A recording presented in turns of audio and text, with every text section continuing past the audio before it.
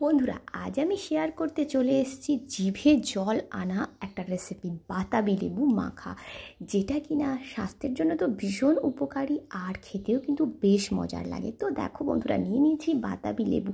আর ভিডিওটা একটু ঘুরে গিয়েছিল ফোনটা, ওই জন্য ছোটো হয়ে গেছে।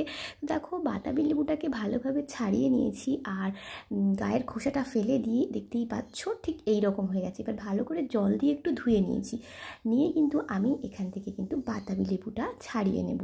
তো এখানে এই বাতাবি লেবু জানোই তো জন্ডিসের জন্য ভীষণ উপকারী।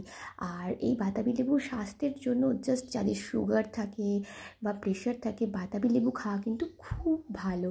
তো এই বাতাবি লেবুটাকে আজকে এইভাবে মাখা করলে সত্যি অসাধারণ খেতে লাগে আর জিভে জল চলে আসে।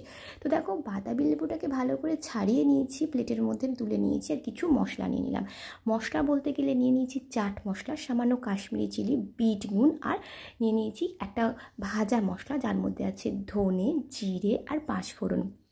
তো এখানে সমস্ত মশলার সাথে আমি এই বাতাবি লেবুটা মাখিয়ে নিচ্ছি। তো চাইলে অনেকে চিনি, যারা খায় একটু চিনি দিতে পারো, বাট যদি তোমাদের কারো সুগার থাকে তাহলে কিন্তু চিনিটা অ্যাভয়েড করো।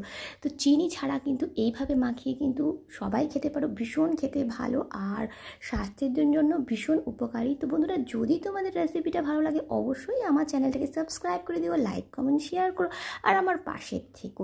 তো বন্ধুরা, চামচ দিয়ে সুন্দর করে মাখিয়ে নিয়েছি। মাখাবার পর দেখতেই পাচ্ছ দেখতে কতটা সুন্দর লাগছে, খেতে কিন্তু অসাধারণ, ফাটাফাটি যাকে বলে। জাস্ট একবার খেলে কিন্তু পুরোটাই ফিনিশ হয়ে যাবে, জিভে জল চলে আসবে। তো এখানে কাঁচা লঙ্কা চাইলে তোমরা দিতে পারো, বাট আমি কিন্তু কাঁচা লঙ্কা দিইনি।